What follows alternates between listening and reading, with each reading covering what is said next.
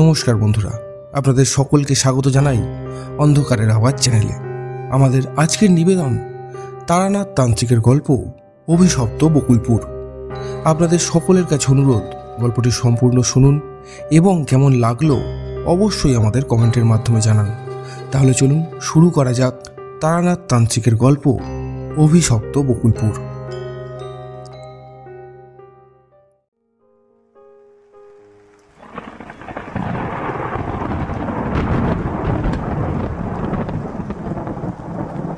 রবিবারের সারা দিনটা একেবারে যাচ্ছে তাইভাবে কেটেছে।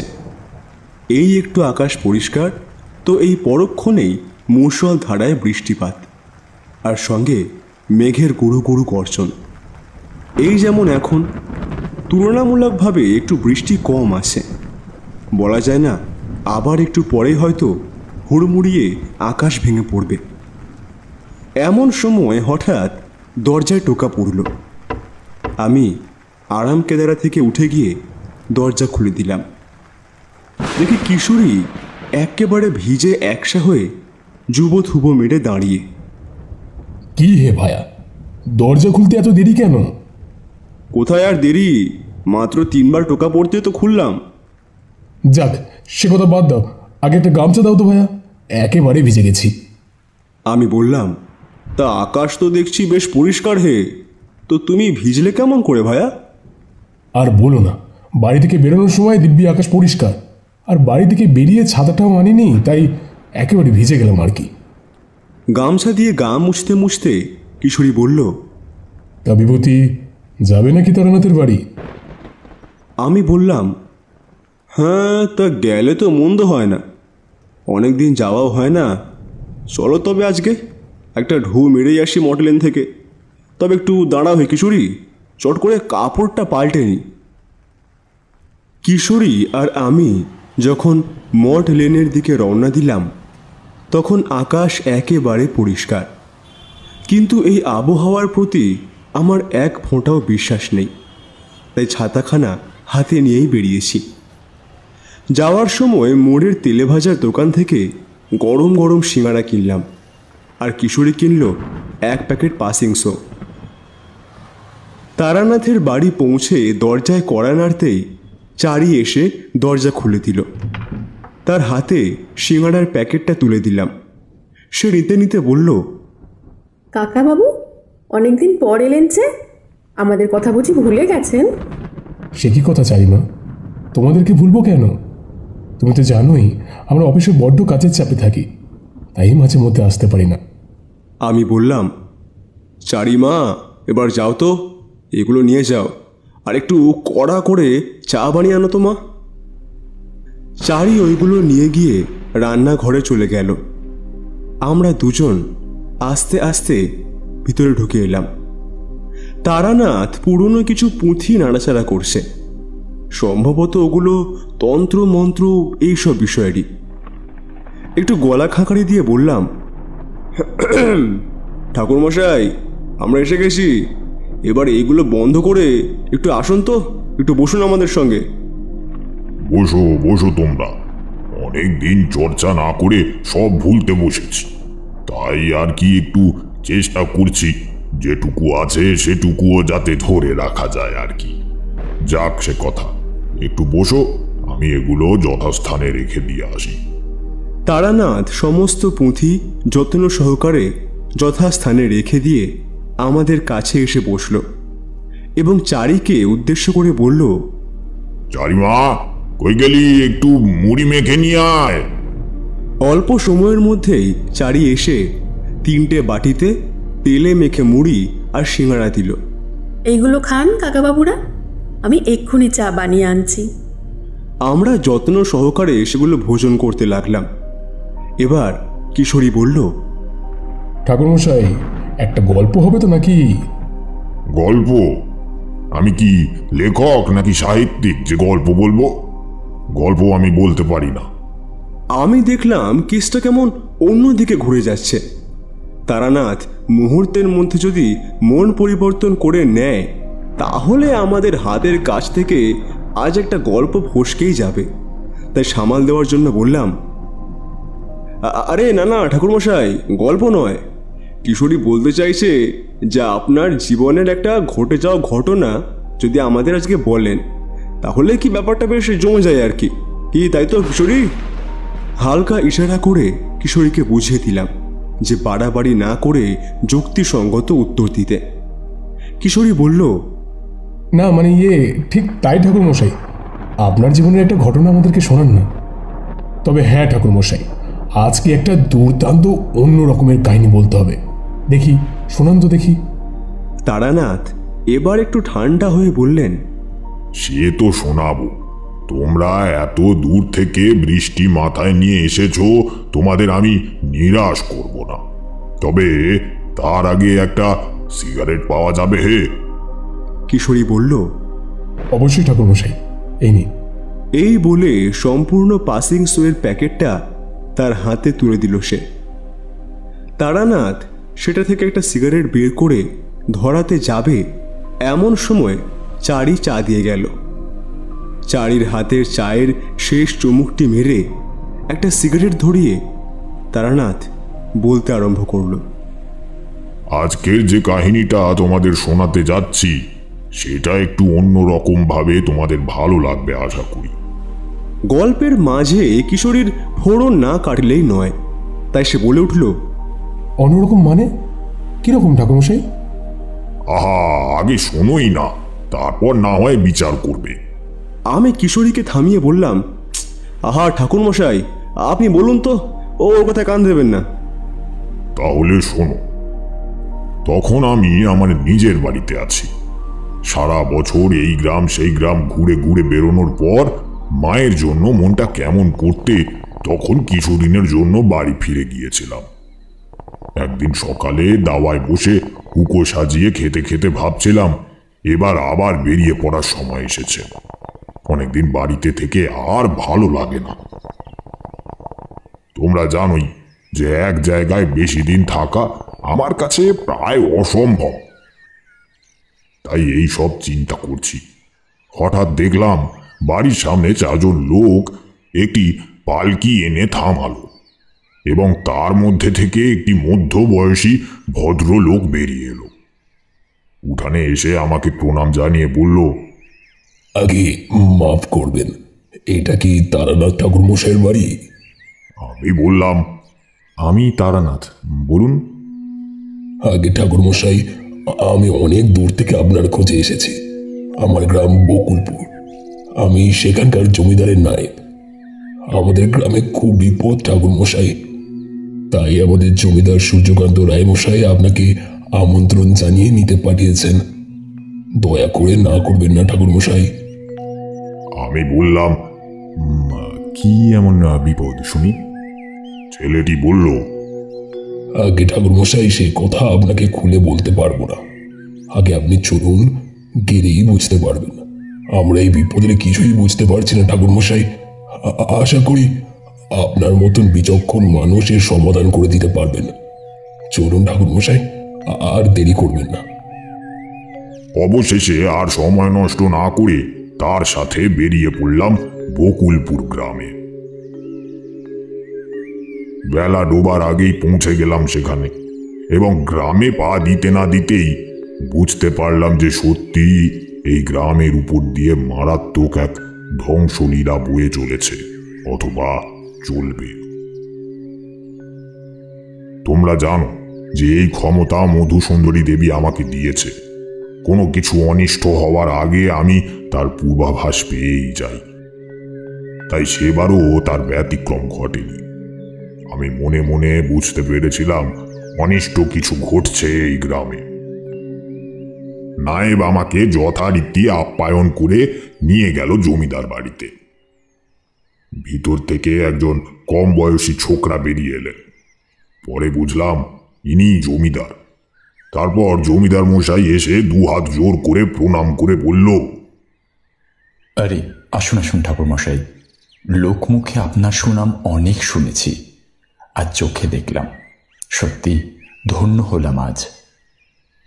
আমি জমিদারকে বাধা দিয়ে বললাম, না না জমিদার বাবু, এমন কথা বলবেন না। আমি সাধারণ একজন ব্যক্তি।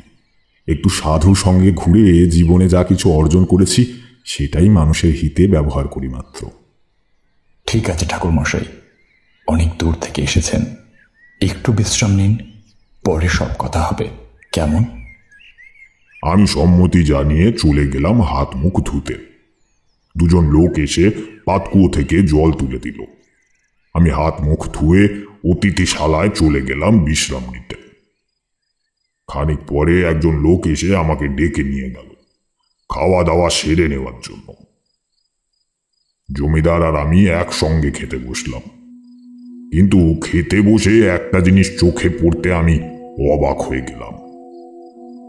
সাধারণত জমিদার বাড়িতে কোনো অতিথি এলে বিভিন্ন রকম পদের খাবার দিয়ে অতিথি আপ্যায়ন করা হয়, কিন্তু জমিদার সূর্যকান্তের বাড়িতে শুধুমাত্র ভাত, ডাল আর একটা তরকারি দিয়েই অতিথি আপ্যায়ন দেখে রীতিমতো অবাক হলাম। কিন্তু আমি এখানে অতিথি আপ্যায়ন করতে আসিনি, আর এমনিতেই আমার বেশি চাহিদা নেই, ভাত আর আলু সিদ্ধ হলেও আমার চলে যায়। তাই ব্যাপারটা নিয়ে অবাক হলেও বেশি মাথা ঘামালাম না। জমিদার মশাই বললেন, আগে ঠাকুরমশাই, কিছু মনে করবেন না, এর বেশি আমার আর সাধ্য নেই আপনাকে সেবা দেবার। খুব বিপদে পড়েছি ঠাকুরমশাই, পরে সব নিজেই বুঝতে পারবেন আপনি। আমি বললাম, না না, ছি, এই নিয়ে আপনি একদম ভাববেন না জমিদার মশাই। খাওয়া নিয়ে আমার অত ভাবনা নেই, দুবেলা দুমুঠো অন্ন পেটে পড়লেই আমার চলে যায়। কিন্তু আপনি কিসের একটা বিপদের কথা বলেছিলেন, সেটাই বলুন বরং। এখন না ঠাকুরমশাই, খাওয়া দাওয়া শেষ করে এই নিয়ে আলোচনা করা যাবে এখন। আমিও সায় দিলাম এবং যথা সময়ে খাওয়া দাওয়া শেষ করে অতিথিশালায় দুজন বসলাম। আমাকে একটা চেয়ারে বসতে দিয়ে জমিদারও আমার সামনে একটি চেয়ার টেনে নিয়ে বসলেন। আমি তাকে বললাম, জমিদার মশাই, এবার আপনি বলুন সমস্যার কথা। তিনি বলতে আরম্ভ করলেন, আগে ঠাকুরমশাই, কদিন থেকে আমাদের গ্রামে এক ভয়াবহ অর্থ সংকট ও খাদ্য সংকট দেখা দিয়েছে। অথচ আমাদের এই গ্রাম আগে শস্য শ্যামলাতে ভরপুর ছিল। চাষিরা মাঠে যেত, যেমনভাবে হোক চাষ করলে ফসল হতো দেখার মতো। আমাদের পূর্বপুরুষ চাষের সুবিধার জন্য গ্রামে একটি খাল খনন করেছিল, তাতে জল ছিল ভরপুর। সেই খালের জলের কথা বাদ দিলেও আকাশে উপযুক্ত সময় বৃষ্টি হতো। চাষিরা লাঙল নিয়ে বৃষ্টি ভিজে মধুর সুরে গান ধরে চাষ করত, আর ফসল কাটার সময় হলে একসঙ্গে তা কেটে গোলা ভরে রাখত। এক সময়কার চিরসবুজ বকুলপুর আজ ধুধু করছে সাদা মাটিতে।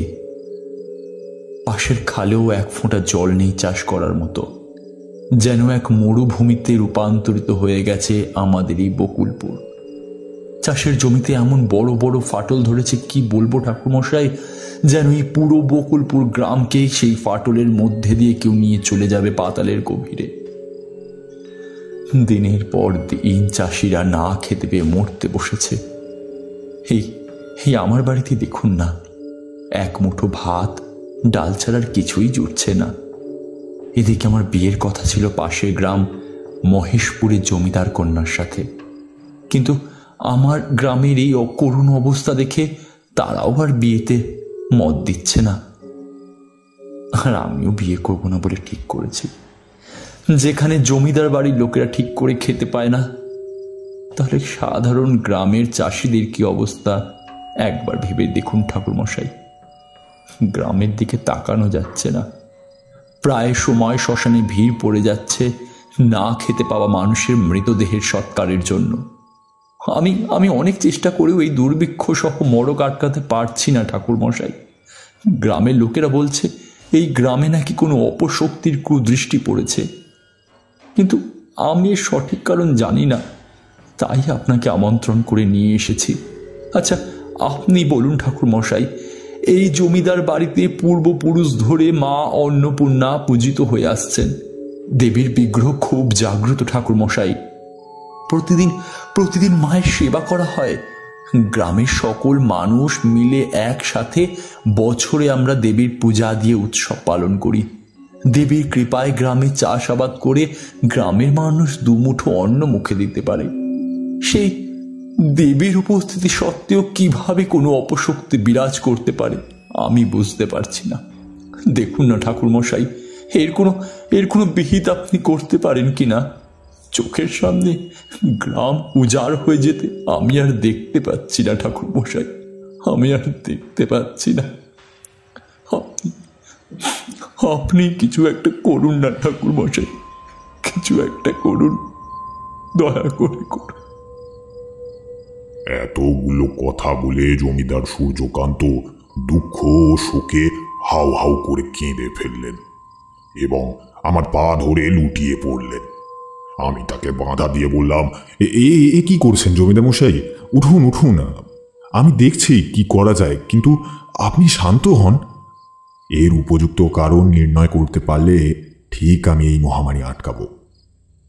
আচ্ছা, দেবী অন্নপূর্ণার মন্দিরটি কোন দিকে? ঠাকুরমশাই, এই বাড়ির পূর্ব দিকে মন্দিরটি অবস্থিত। কাল সকালে আপনাকে দেখিয়ে আনবো ক্ষণ।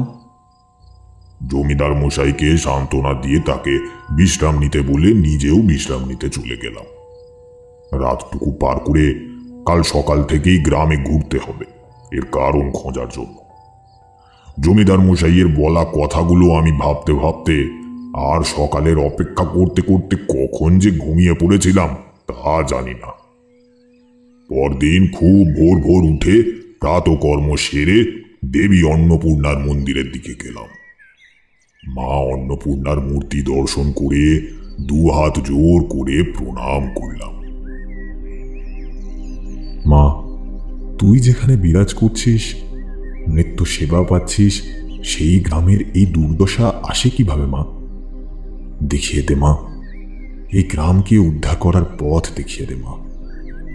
কিছুক্ষণ পর নায়েবকে গ্রাম ঘুরে দেখার জন্য যাচ্ছি বলে বেরিয়ে পড়লাম আর বললাম জমিদার উঠলে যেন কোনো চিন্তা না করে, আমি ঠিক সময়ে ফিরে আসব।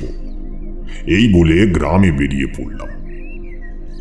সত্যি জমিদার বাবুর কথা মতো চাষের জমি একেবারেই ফাঁকা, ধুধুতে পান্তরের মতো পড়ে আছে। খাল বিলে একটুও জলের ছিটে ফোটাও নেই। শুধু গ্রামে দু একটা পুকুরে জল থাকলেও সে কদিনের মধ্যে শূন্য হয়ে যেতে বসেছে। সকাল থেকে ঘুরে ঘুরে বেলা গড়িয়ে দুপুরে এসে মিশেছে। কোনো কুল কিনারা বের করতে না পেরে অসহ্য রোদের তাপে একটি বট বৃক্ষের তলায় বসে আছে।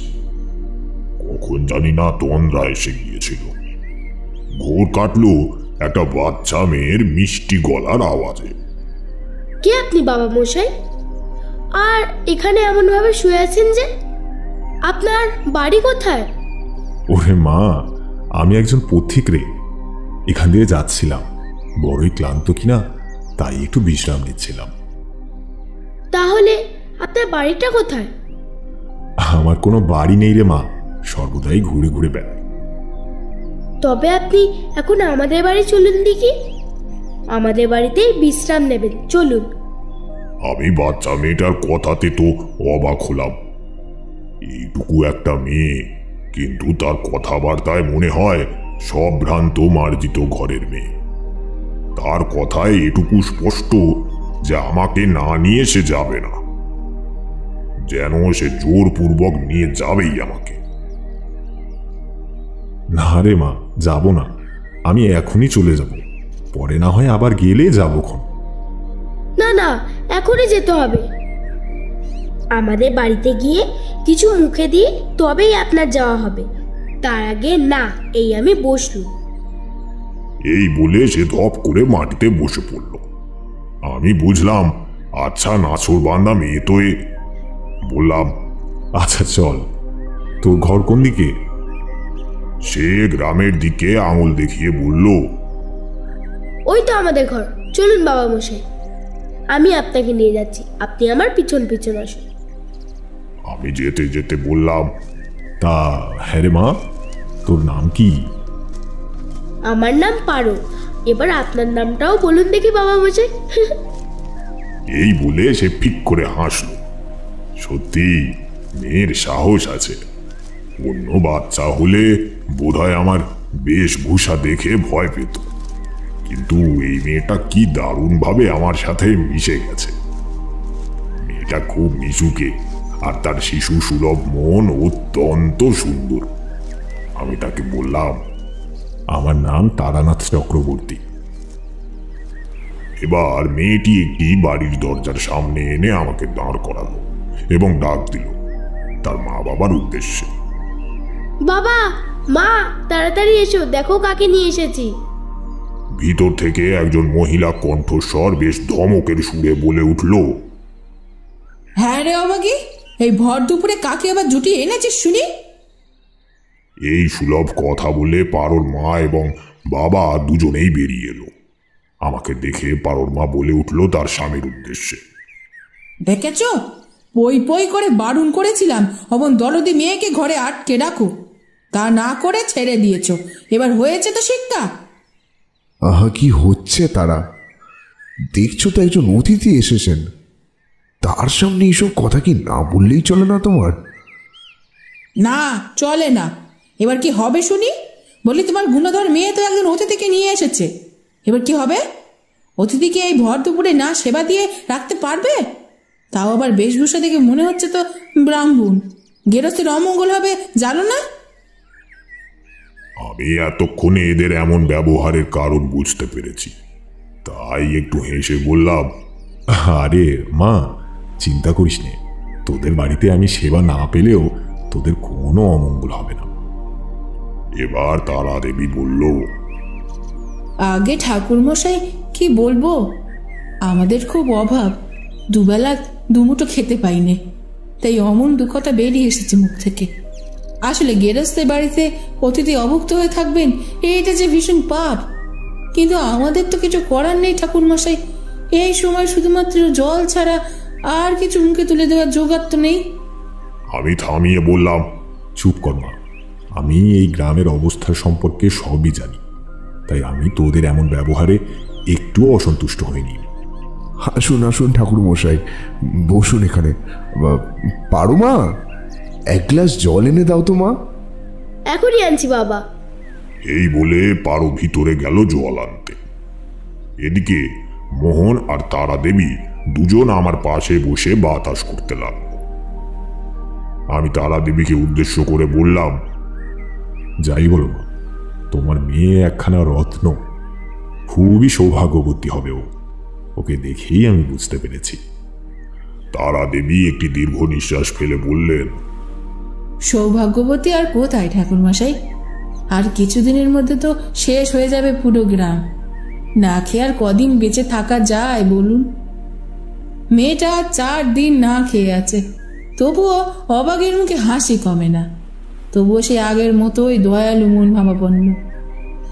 আমি থামিয়ে বললাম, চিন্তা করিস না মা, সব ঠিক হয়ে যাবে। যে আঁধার এই বকুলপুরে নেমে এসেছে তা খুব তাড়াতাড়ি শেষ হবে। আমি এবার তাদেরকে আমার পরিচয় এবং সব কিছু খুলে বললাম। তারা অত্যন্ত খুশি হলো, কিন্তু একটি কথা শুনে মনে হলো একটু অবাক হয়ে গেছে। আমি যে জমিদার বাড়িতে এসেছি এটা শুনে ওরা মোটেও খুশি না। তার কারণ জিজ্ঞাসা করতে মোহন বলল, জমিদার বাড়িতে উঠে আপনি খুব ভুল করেছেন ঠাকুর মশাই। আপনি জানেন না ঠাকুর মশাই, এই গ্রামের এই দুর্ভিক্ষের জন্য ওই জমিদার বাড়ির লোকেরাই দায়ী। আমি রীতিমতো অবাক হয়ে গেলাম এবং জিজ্ঞাসা করলাম, কেন এই কথা বলছো কেন মোহন? আপনি সব বুঝতে পারবেন ঠাকুর মশাই, আমিও সঠিক কারণ জানি না, তবে জমিদার বাড়ির একটা ঘটনা আমরা গ্রামবাসী সবাই জানি।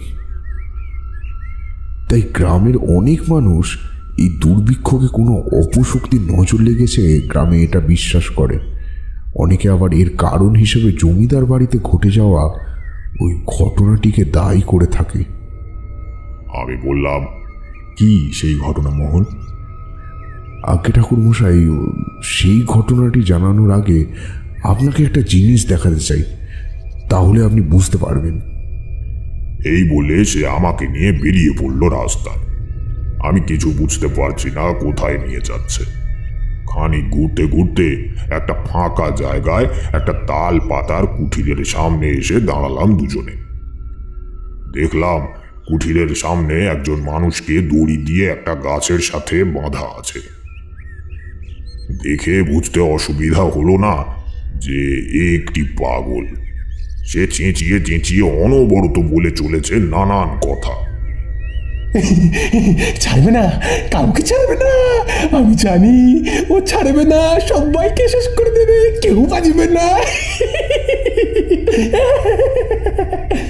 আবার সে কথা বলার ভঙ্গিমা পরিবর্তন করে হাসতে লাগলো বিকট শব্দে।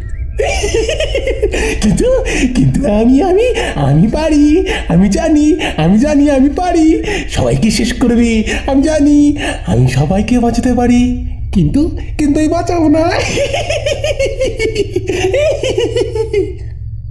এই সমস্ত উল্টো পাল্টা কথা বলতে থাকে। আমি এবার মোহনের দিকে তাকালাম। আমি কিছু বলার আগেই সে বলল, এবার জিজ্ঞাসা করবেন তো ঠাকুরমশাই, কেন আপনাকে এখানে নিয়ে এলাম? বলছি শুনুন, এই যে পাগলকে দেখছেন, ইনি কিন্তু পাগল ছিলেন না, আর ইনি হলেন জমিদার বাড়ির মেজ সন্তান, অর্থাৎ বর্তমান জমিদারের মেজ দাদা। এনাকে এখানে বেঁধে রেখে দিয়ে গেছে জমিদার বাড়ির লোকেরা। জমিদার বাড়ি থেকে লোক এসে এনাকে খাবার দিয়ে যায়। তাদের হুকুম ছাড়া আজ পর্যন্ত কোনোদিন এনাকে এখান থেকে, এই বাঁধন থেকে মুক্ত করা হয়নি। আমি বললাম, কিন্তু কেন এমনভাবে এনাকে এখানে এনে রাখা হয়েছে জানো? মোহন বলল, চলুন এবার, যেতে যেতে সব বলছি। রাস্তায় হাঁটতে হাঁটতে মোহন বলতে লাগলো, এই ঘটনাটি বছর 5 আগের ঘটনা, বুঝলেন ঠাকুরমশাই। যদিও ঘটনার আসল কারণ আমরা কেউ জানি না, তবে যেটুকু জানি বলছি।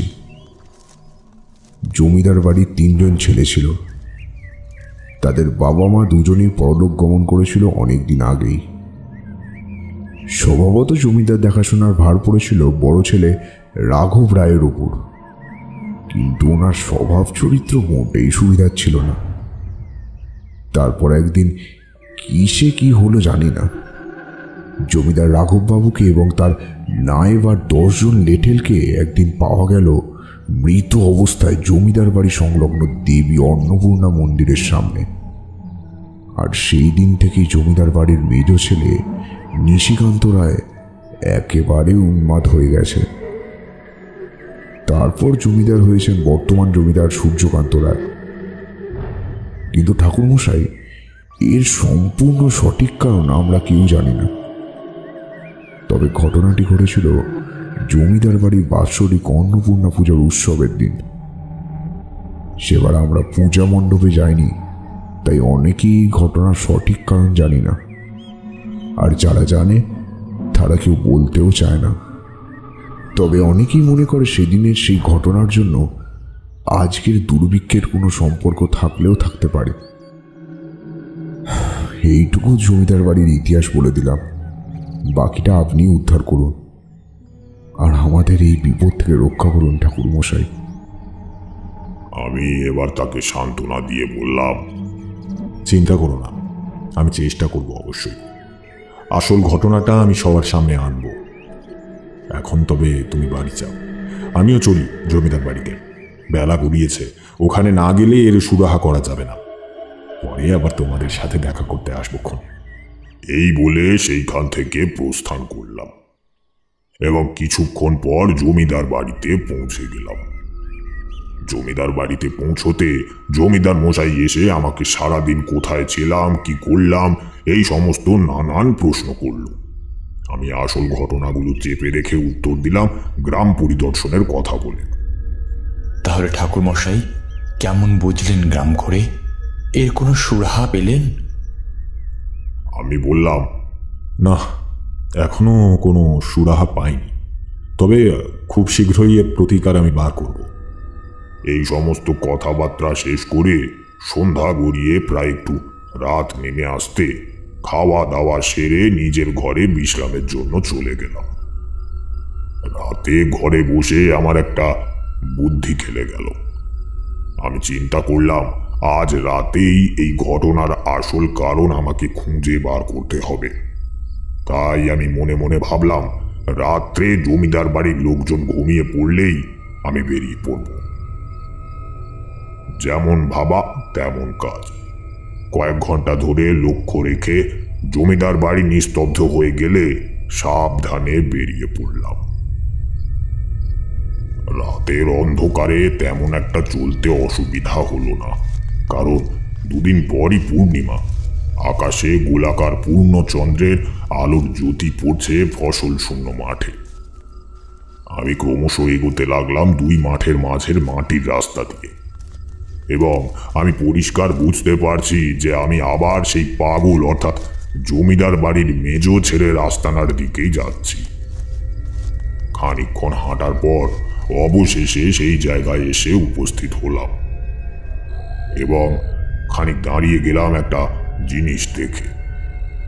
দেখলাম হাতে বল্লমধারী দুজন লোক বেরিয়ে আসছে সেই কুটির থেকে। বুঝতে পারলাম এটা জমিদার বাড়ির সেপাই। রাতের খাবার পৌঁছে দিতে এসেছিলেন মেজ জমিদার নিশিকান্তের জন্য। আমি এতক্ষণে একটা গাছের ছায়ায় এমনভাবে লুকিয়ে পড়লাম যাতে তাদের নজরে না পড়ে যায়। খানিক পরে তারা দুজন আমাকে পাশ কাটিয়ে দ্রুত গতিতে পা চালিয়ে চলে গেল। তারা আমাকে দেখতে পায়নি বুঝতে পারলাম। আমি তাদের দিকে নজর রাখলাম যতক্ষণ না তারা মিলিয়ে যায় দূরের অন্ধকারে। এক সময় দেখলাম জ্যোৎস্নার আলোয় তাদেরকে আর দেখা যাচ্ছে না, অর্থাৎ তারা মিলিয়ে গেছে অন্ধকারের অন্তরালে।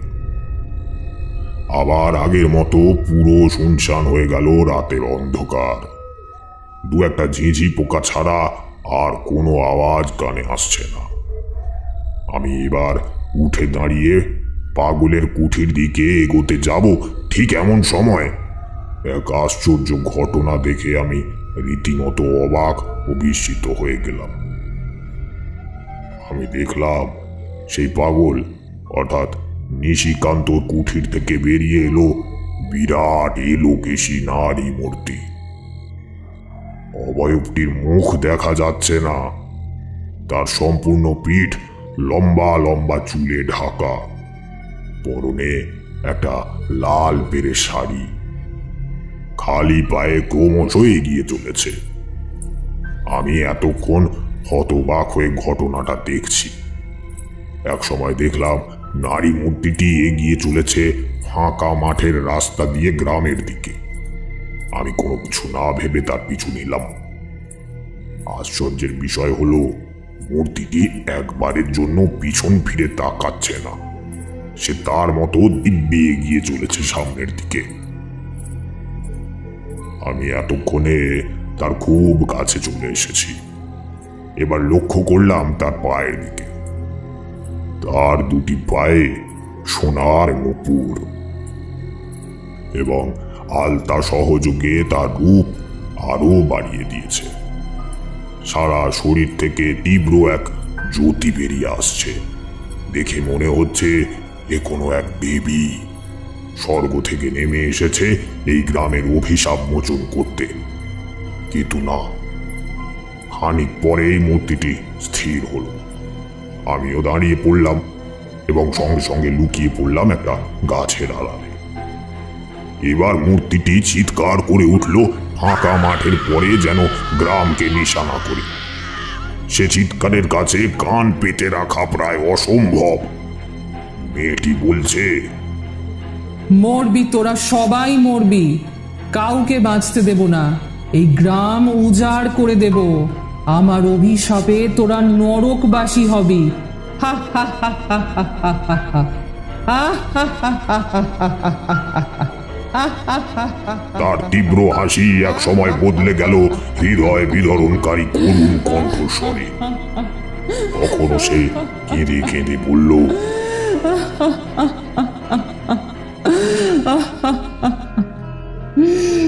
পাপ করেছিস, বিরাট পাপ। তোদেরকে আমি কিভাবে ক্ষমা করি বল? পারবি না, পারবি না, তোরা কেউ বাঁচতে পারবি না। অনাহারে মরবি সবকটা, অনাহারে মরবি।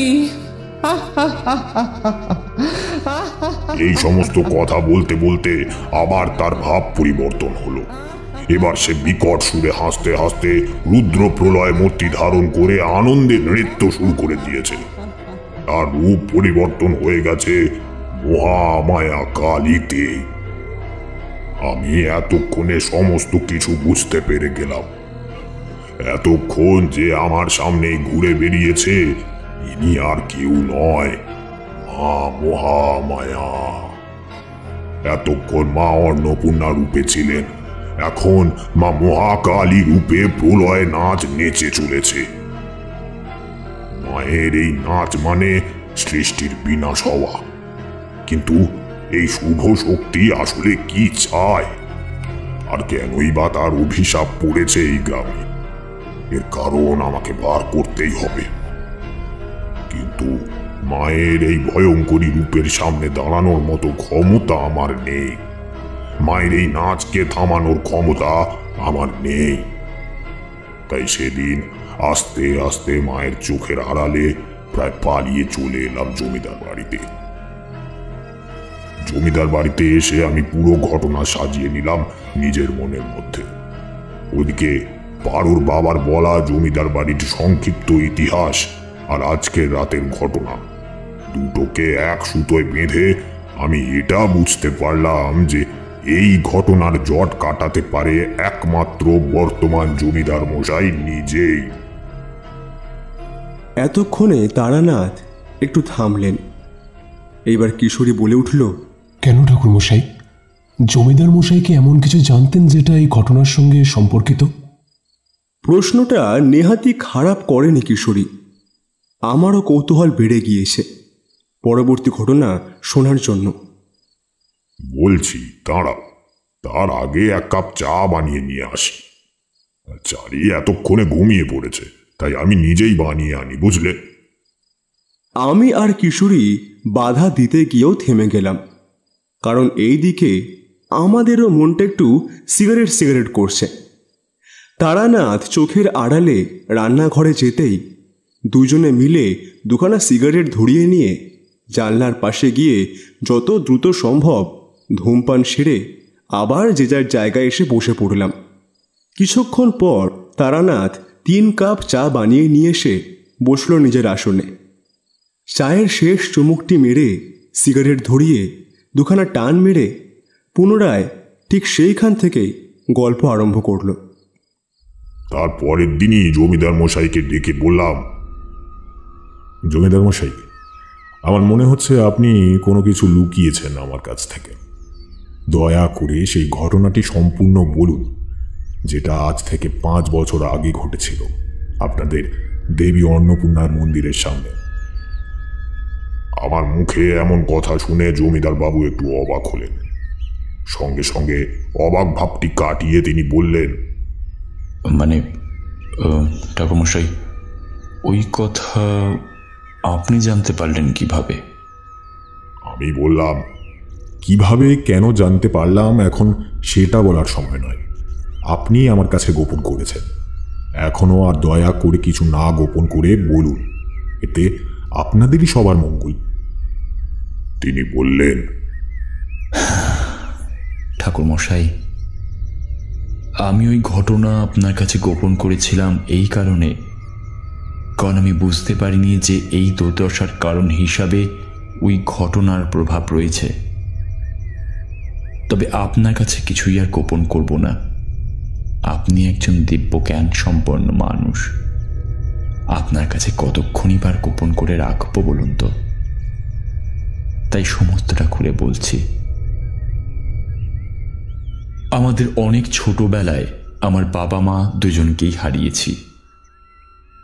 আমরা 3 ভাই ছিলাম এই জমিদার বাড়ির উত্তরসূরি। আমি ছাড়াও আমার আরও 2টি ভাই ছিল, সব বুঝতে পারবেন তাদের ব্যাপারে। তো বাবা মা মারা যাবার পর বড়দাদা জমিদারির দায়ভার গ্রহণ করেন। কিন্তু আমার বড়দাদা ছিল অত্যন্ত খারাপ মানসিকতার মানুষ। উল্টো দিকে আমার মেজদাদা ছিল খুব শান্ত হৃদয়ের মানুষ। আমার বড়দার ভুলগুলো মেজদা অতি সহজে চোখে আঙুল দিয়ে দেখিয়ে দিতেন। এই কারণেই জমিদার বাবুর তার মেজ ভাইয়ের প্রতি ক্ষোভ ছিল প্রচুর, কিন্তু নিজের ভাই হওয়াতে অতটা সুবিধা করে উঠতে পারেননি। এই রকম ছিল আমাদের জমিদার বাড়ির সংসার। এবার আসি ঘটনাতে। জমিদার খারাপ হলেও প্রজারা ছিল জমিদারের শুভাকাঙ্ক্ষী। তারা নির্দ্বিধায় মেনে নিয়েছিল অমন জমিদারকে। নির্দ্বিধায় জমিদার বাড়িতে আসা যাওয়া করত তাদের সমস্যা নিয়ে। বলতে গেলে একটা সুখের দিন ছিল প্রজাসহ সম্পূর্ণ এই বকুলপুর গ্রামে। অবশেষে সেই দিন এলো, দেবী অন্নপূর্ণার পূজার পূর্ণ লগ্ন। বছরে ওই একদিন করে গ্রামের সমস্ত মানুষের ভিড় নামত জমিদার বাড়িতে। আমাদের পূর্বপুরুষ থেকে চলে আসে জমিদার বাড়িতে অন্নপূর্ণা পূজার রীতি। ঢাক ঢোল, গ্রামে চাষিদের কীর্তন মিলিয়ে খুব আনন্দ হতো ওই কটা দিন জমিদার বাড়িতে। কিন্তু ওইবারের সুখের অন্নপূর্ণা পুজো হয়ে উঠল অভিশাপের। সেবারেও দেবী অন্নপূর্ণার পূজার জন্য আনা হলো কুলো পুরোহিত রথিরাম চাটুর্যেকে। তিনি বরাবরই আমার বাবার আমল থেকে আমাদের বাড়িতে পূজা করে থাকেন। তার বাড়ি আমাদের গ্রামের উত্তর দিকে, গ্রামের শেষ মাথায়। এক যুবতী মেয়ে ছাড়া তার আর কেউই ছিল না এই ত্রিসংসারে। মেয়েটি বেশ দেখতে ছিল।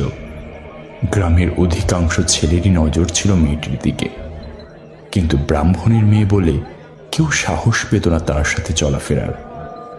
কিন্তু মেয়েটি অতি সহজে সবার সাথেই হেসে কথা বলতো, মিশে যেত বন্ধুর মতো। তো সেই পুজোর দিনও বাবার সাথে এসেছিল জমিদার বাড়িতে পূজা মণ্ডপে। বাবার হাতে হাতে সমস্ত উপকরণ সাজিয়ে দিয়ে সে চলে গেল তার মতো লোকের ভিড়ে। তারপর উপযুক্ত সময় রথিরাম চাটুর্যে পূজার সমস্ত উপকরণ অতি সহজে সাজিয়ে নিয়ে বসে পড়লেন পূজার আসনে। এক এক করে মন্ত্র উচ্চারণ করে তিনি আহুতি দিতে লাগলেন সামনের আগুনের হোমে। চারিদিকে ঘণ্টার ধ্বনি, শঙ্কর ধ্বনি পড়ছে মুহুর্মুহু। বাচ্চারা খেলা করছে, চাষিরা গান গাইছে মনের আনন্দে। আমি ছিলাম রান্না তদারকিতে, আমার মেজদা ছিল অতিথি আপ্যায়নে, আর বড়দাদা ছিলেন পূজার আসনে ঠাকুর মশাইয়ের পাশেই। কিন্তু হঠাৎ জমিদার পূজার আসন ছেড়ে উঠে এলো। ঠাকুর মশাই অত কিছু না লক্ষ্য করে নিজের মতো পূজার মন্ত্র উচ্চারণ করতে লাগলো উচ্চস্বরে। জমিদার বাড়িতে এমন আনন্দের দিনে চারিদিকে হই হট্টগোলের মাঝেই ঠিক কিছুক্ষণ পরে এমন সময় একটি চিৎকারে ভীত সন্ত্রস্ত হয়ে ওঠে পুরো জমিদার বাড়ি। পুরোহিত মশাইও সেই চিৎকারে মন্ত্র বলা স্তব্ধ করে দিলেন। চিৎকারটি একটি মহিলার। আর্তনাদটি এসেছে মন্দির সংলগ্ন বন্ধ নাট মন্দির থেকে। অল্প কিছুক্ষণের মধ্যেই সবাই ছুটে গিয়ে বন্ধ নাট মন্দিরের দরজা খুলে যে দৃশ্য দেখলাম তাতে আমাদের সকলের হৃদয়ে রাগে, ক্ষোভে, দুঃখে পাথর হয়ে গেল। দেখলাম আমার বড়দাদা জমিদার রাঘব রায়কে ঘিরে চারিদিকে কত বাইজিরা নেচে চলেছে। তারা মনের আনন্দে ফুর্তি করে চলেছে। তাদের সাথে জমিদারের নায়েব মশাই আর 10 জন লোক ছিল পাহারাদার হিসাবে। আর এমন সময় তাদের মধ্যে থেকে দুহাত দিয়ে সরিয়ে ঠেলে অর্ধবসন অবস্থায় বেরিয়ে এলো স্বয়ং পুরোহিতের একমাত্র যুবতী মেয়ে মণিমালা। সেই দৃশ্য দেখে পুরোহিত রথিরাম মশাই ছুটে গিয়ে মেয়েকে জড়িয়ে ধরলেন আর পাগলের মতো কাঁদতে শুরু করলেন। কোনো কিছু ভেবে ওঠার আগে আমার মেজদাদা সমস্ত কিছু বুঝতে পেরে, রাগ না সামলাতে পেরে ঝাঁপিয়ে পড়ল জমিদারের ওপরে। তার গলা টিপে ধরল, কিন্তু জমিদারের খাস যে 10 জন লোক ছিল তারা এসে মেজদাদাকে লাঠি দিয়ে মারতে লাগলো। আমরা সবাই যাওয়ার আগে জমিদার এত লোক দেখে মেজ ভাইকে ঠেলে ফেলে দিয়ে পালাতে যাচ্ছিল। হঠাৎ তাকে বাধা দিয়ে ফেলেন পুরোহিত মশাই। রাগে ক্ষোভে ফেটে পড়েন তিনি। জমিদারকে দুহাত দিয়ে চেপে ধরেন, কিন্তু দুর্ভাগ্য হলো লোকজন তাকে ধরার আগেই জমিদার একজনের হাত থেকে একটি বল্লম কেড়ে নিয়ে সেটা বৃদ্ধ পুরোহিতের বুকের ওপর বসিয়ে দেয়। থর থর করতে করতে বৃদ্ধ পুরোহিতের দেহ মাটিতে লুটিয়ে পড়ে এবং তীব্র যন্ত্রণায় কাতরাতে কাতরাতে অল্প কিছুক্ষণের মধ্যেই নিস্তব্ধ হয়ে গেল পুরোহিত মশাইয়ের শরীরটা। এমন দৃশ্য দেখে মণিমালা অজ্ঞান হয়ে মাটিতে লুটিয়ে পড়ল। চোখের সামনে গ্রামবাসী এমন একটি নৃশংস ঘটনার সাক্ষী হয়ে থাকলো এবং কেউই ভয় আর জমিদারের দিকে এগোতে সাহস পাচ্ছিল না। আর সেই সুযোগ নিয়ে জমিদার সহ তার 10 জন লাঠিয়াল আর তার নায়েব সেখান থেকে পালাতে যাচ্ছিল। তারা মন্দিরের সামনে নামতেই বিনা মেঘে কোথা থেকে পরপর বাজ পড়ে সেখানে তাদের মৃত্যু হয়। আর আকাশে এক বিকট অশনি সংকেত দেখা দেয়। মুহূর্তের মধ্যে আকাশ গভীর অন্ধকারে ঢেকে যায়। সেদিন সবাই লক্ষ্য করেছিল ঠাকুরমশাই, দেবী অন্নপূর্ণার শান্ত মুখ যেন রক্তবর্ণ ধারণ করেছিল। এত কিছুর মধ্যে আরো একটি বিষয় কারো নজরে এড়ালো না। হঠাৎ তার কিছু পরেই আমার মেজদা মন্দির থেকে ছুটে বেরিয়ে গেল রাস্তায়। তাকে সবাই আটকাতে গিয়েও পারল না। বদ্ধ পাগল হয়ে গেল সেদিনের পর থেকে। তাকে অনেকবার বাড়িতে আনার চেষ্টা করলেও তিনি আর কখনো বাড়ি ফিরে আসেননি। তাই আমি লোক দিয়ে একটি কুঠির বানিয়ে তাকে গ্রামের এক ধারে বেঁধে রেখেছি। আমি জানি এটা আমি অন্যায় করেছি, কিন্তু তাছাড়া বিশ্বাস করুন ঠাকুরমশাই, আর কোন উপায় ছিল না। রাত বিরেতে গ্রামের মানুষের বিভীষিকা হয়ে উঠেছিল সে, তাই তাকে বেঁধে রাখাটা আবশ্যিক হয়ে পড়েছিল। আর তারপর থেকেই আমাদের দেবীর অন্নপূর্ণার দেবশিলা হারিয়ে যায়। অনেকে বলে নাকি পাগল হয়ে জমিদার বাড়ির মেজ ছেলে দেবশিলা নিয়ে মন্দির থেকে পালিয়ে যায়। আবার অনেকে বলে দেবশিলা আপনা থেকেই উধাও হয়ে গেছে। সেবার পুজো অসম্পূর্ণ থেকে গেল ঠাকুরমশাই। এবার আমি বললাম, আর সেই পুরোহিত কোনার কি হলো? তিনি বললেন, সেই ঘটনার ঠিক পরের দিন নিজ বাসায় গলায় দড়ি দিয়ে আত্মহত্যা করেছিল বছর 17 কুমারী মণিমালা। ঠাকুরমশাই, এই ঘটনা আমাদের গ্রামের এক দুঃস্বপ্ন। হঠাৎ করে এত বড় ঘটনা ঘটে যাবে আমরা কেউই আন্দাজ করতে পারিনি। অনেকে এই ঘটনার সম্পূর্ণ বিবরণ না জানলেও আমি এবং গ্রামের কিছু মানুষ যারা সেই দিন জমিদার বাড়িতে উপস্থিত ছিলাম তারা সকলেই এই ঘটনার সাক্ষী আছি। একদিকে মন্দিরেতে বায়জি সহযোগে কুলপুরোহিতের একমাত্র কন্যাকে অসম্মান করা ও নিজের হাতে কুলপুরোহিতকে হত্যা করা, এই মহাপাপে তৎক্ষণাৎ দাদার মৃত্যু হলেও আজও আমরা কেউই বেরোতে পারিনি সেই ভয়ালো সর্বনেশে পাপ থেকে। সেই কারণেই হতে পারে মা অন্নপূর্ণা আজও আমাদের শাস্তি দিয়ে চলেছেন। ঠাকুরমশাই, এই হলো আমাদের বংশের ইতিহাসে সর্বনেশে এক অধ্যায়। আমি আগে আপনাকে বলিনি, তার জন্য আমি ক্ষমা প্রার্থী। এবার কিছু করুন ঠাকুরমশাই। আমি এতক্ষণে সমস্ত ঘটনা বুঝতে পেরে গেছি এবং এর প্রতিকারের ব্যবস্থাও ভেবে নিলাম, এবং তারপর রাত্রে আমার সাথে ঘটে যাওয়া সমস্ত ঘটনা জমিদারকে খুলে বললাম। তিনিও অবাক হয়ে গেলেন এবং বললেন, তাহলে এবার কি হবে ঠাকুরমশাই? স্বয়ং দেবী অন্নপূর্ণা যে অভিশাপ দিয়ে চলেছেন, এর মধ্যে থেকে কি বেরোনোর কোনো উপায় নেই? আমি বললাম, অবশ্যই আছে। তার জন্য আর 2 দিন অপেক্ষা করতে হবে। অন্নপূর্ণা পূজার পূর্ণ লগ্ন আর 2 দিন পরে। এবার আমি নিজে ওই কলঙ্কযুক্ত দেবী শূন্য মন্দিরে আবারও দেবীর প্রাণ প্রতিষ্ঠা করব। তার জন্য সমগ্র আয়োজন করো। ওই ঘটনার পর থেকে আপনারা পূজা করে আসছেন বছর বছর, কিন্তু সেটা বৃথা। দেবী আর এই মন্দিরে অবস্থান করছেন না। কিন্তু পূজার আগে আপনি কিছু লোক পাঠিয়ে আপনার মেজ দাদার কুঠির খোঁজ করিয়ে দেবশিলা উদ্ধার করে নিয়ে আসুন। এবার অবাক হয়ে জমিদার বললেন, ওখানে গেলে ওখানে গেলে দেবশিলা পাওয়া যাবে ঠাকুরমশাই? কি বলছেন আপনি? আমি ঠিকই বলছি, ওইখানেই দেবশিলা বিরাজমান। তাই ওই কুঠির থেকে আমি দেবীকে বেরিয়ে আসতে দেখেছিলাম। আমার কথা মতো জমিদার সেই দিনই লোক পাঠিয়ে খোঁজ করিয়ে জীর্ণ এক দেবশিলা উদ্ধার করে নিয়ে আসলো নিশিকান্তের কুঠির থেকে। 2 দিন পর আবার জমিদার বাড়িতে উৎসব ঘোষণা হলো।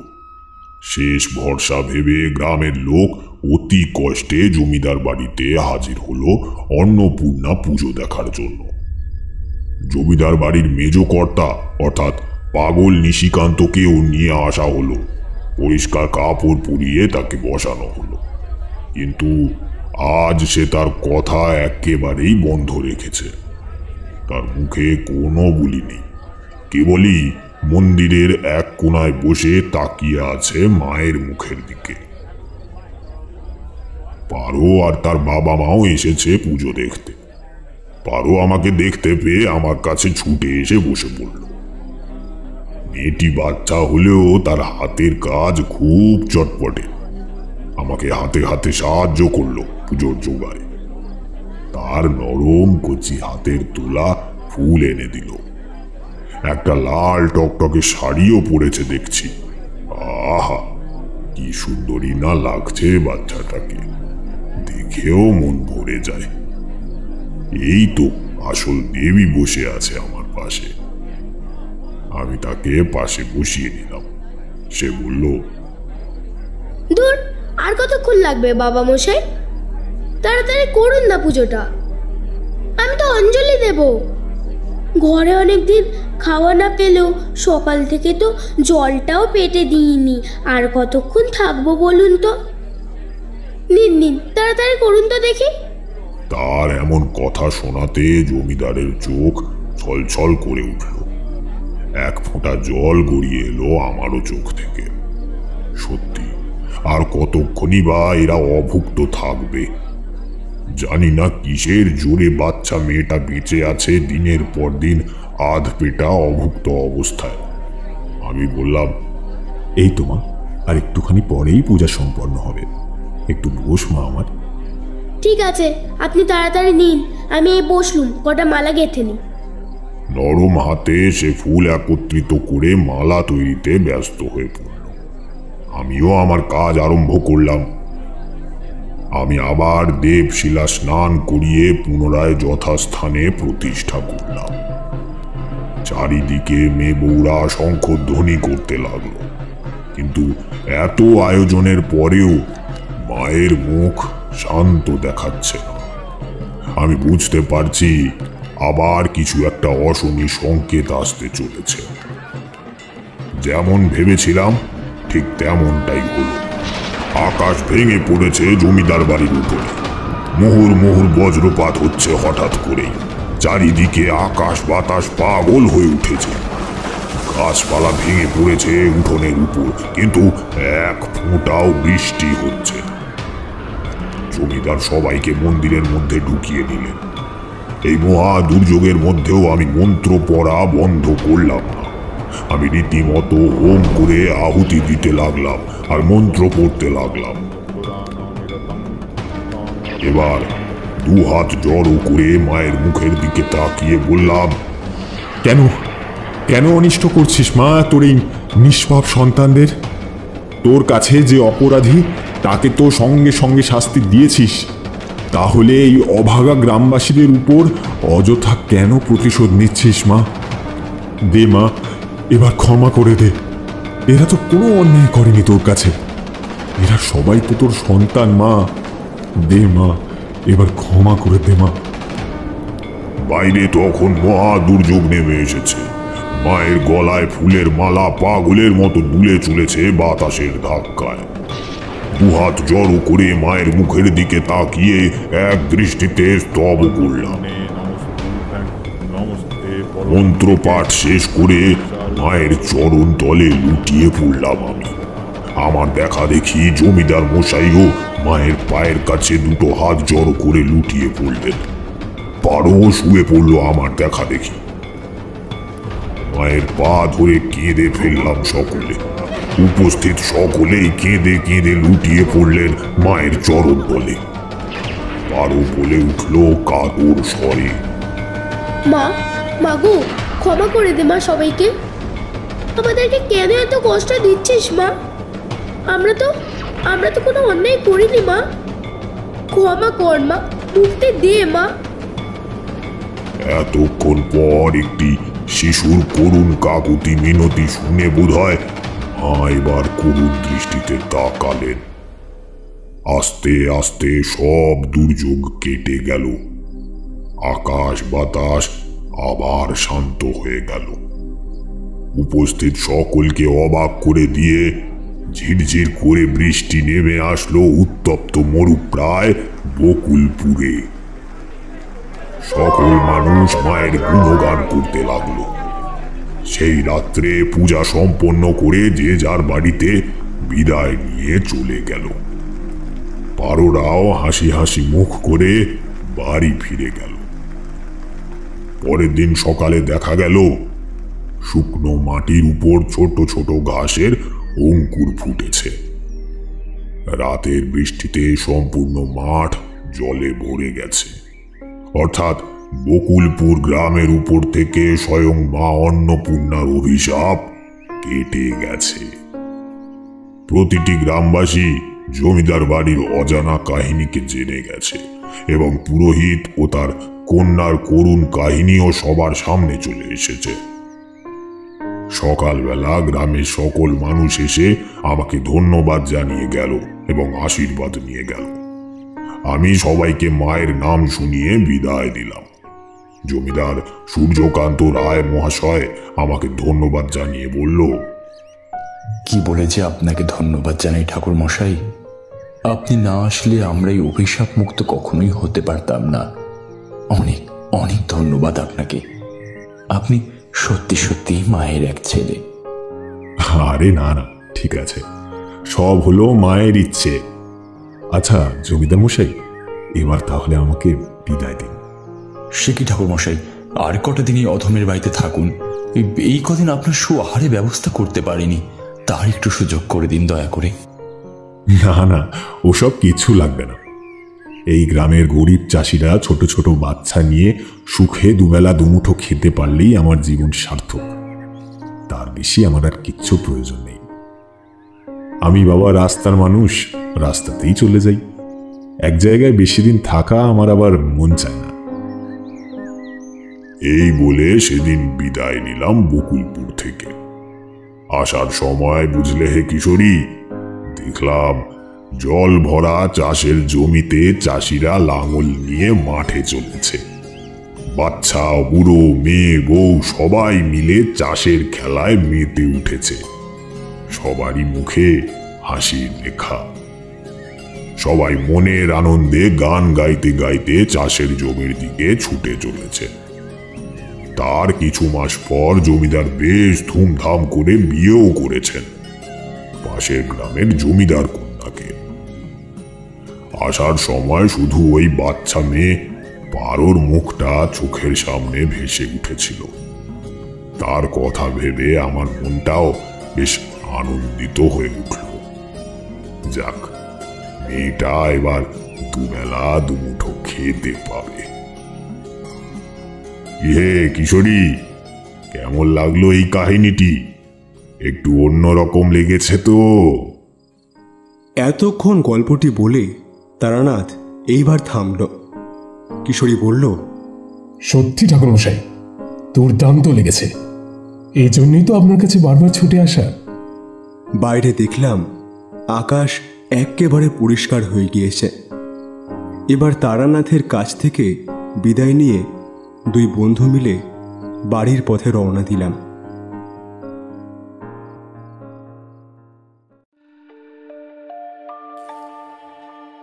শুনছিলেন তারানাথ তান্ত্রিকের গল্প অভিশপ্ত বকুলপুর। গল্পটি কেমন লাগলো অবশ্যই আমাদের কমেন্টের মাধ্যমে জানান, এবং যদি ভালো লাগে তাহলে একটি লাইক করবেন, এবং এরকম আরও গল্প শুনতে সাবস্ক্রাইব করতে পারেন অন্ধকারের আওয়াজ চ্যানেল। দেখা হবে পরবর্তী একটি ভিডিওতে। ততক্ষণের জন্য সবাই ভালো থাকুন, সুস্থ থাকুন। সকলকে অসংখ্য ধন্যবাদ।